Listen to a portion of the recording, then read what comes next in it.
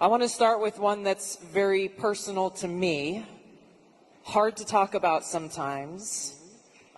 This is only the second time I've spoken about it publicly, but my husband and I were married almost 10 years ago.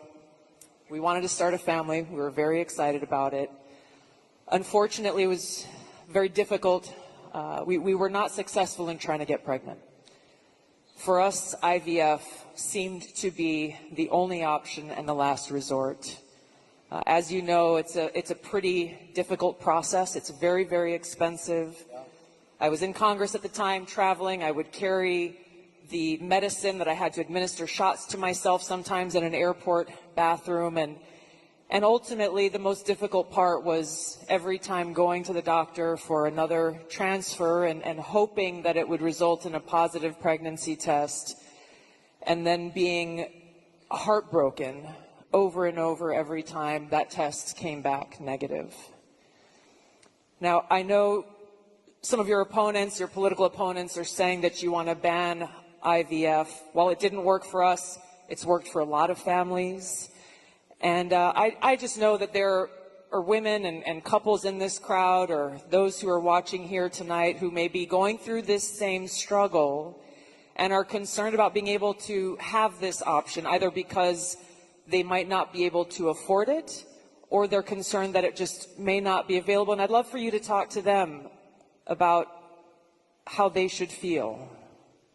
Well, thank you very much, Tulsi. And I didn't know about your situation. And it's tough stuff, right? Tough. Life is pretty tough. It can be beautiful, but it can be difficult. We are doing something with IVF, because IVF, as you know from friends and people you know, it's really worked out very well for a lot of people. It gave them a child when they would not have had a child. And I told my people I wanted to look at this a couple of weeks ago. And as you know, we have no taxes on a thing called tips, you know that. And I said, tell me, we did three things. We did that, and we did no tax for seniors on Social Security benefits. We want to have that. And I've been seeing a lot of IVF, and I kept hearing that I'm against it, and I'm actually very much for it. In fact, in Alabama, where the judge ruled against it, and I countered the judge and came out with a very strong statement for it.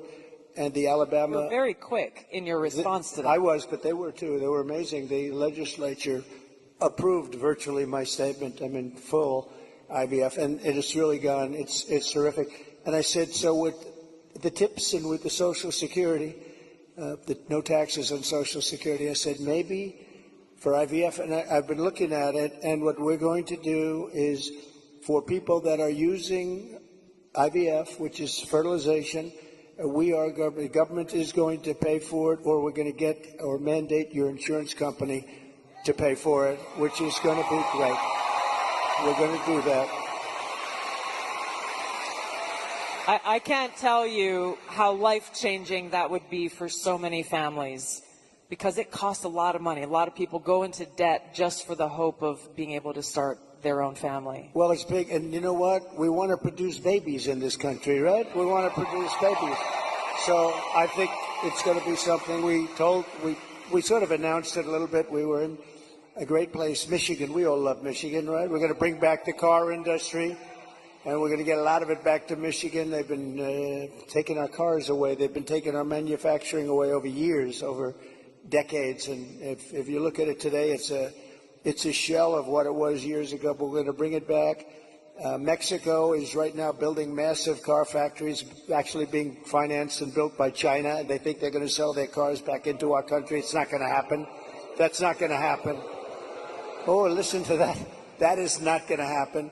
But so many things have gone wrong in the car industry. The union leadership has been horrible. I think I'm going to win by 85%, the union, but because we're bringing it back.